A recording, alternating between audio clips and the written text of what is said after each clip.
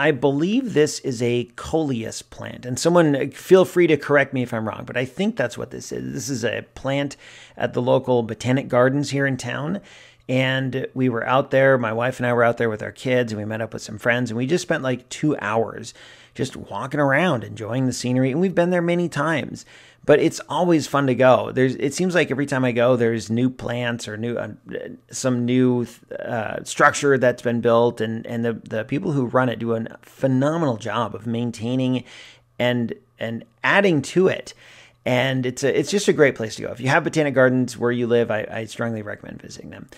And I have my D750, my macro lens, and I just wanted to see what I could get for some photo opportunities of some of the flowers. When I came across this, I originally thought, I kind of passed it. Like, well, I don't even know how to take a photo of this plant. There's too much going on. It's too busy. What can I possibly do?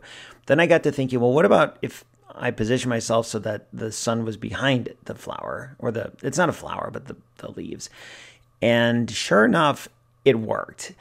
What happened when I positioned myself so that the sun is it's behind and above, and so the sun is out of frame, but the sun is very much affecting the lighting in the shot. The leaves became translucent, like you see here, but even more than that, the edges of the leaves almost looked like they were on fire.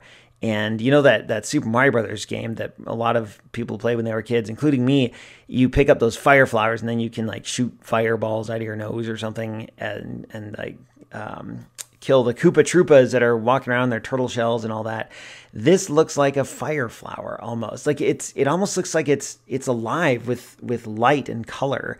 Almost like it's burning, but it's not very clearly. It's just backlighting. And to me, it's an example of what you can do if you pay attention to lighting. I shot this at f/19, and I was hesitant to do that. I think the original couple shots were much wider, like f4 or like f8. And it was way too wide. Nothing about the flower was in focus except just a tiny, tiny sliver. And the background was really cool, but the subject was not. So I kept on stopping down and down until I shot this at f/19, and it's fine. I like it.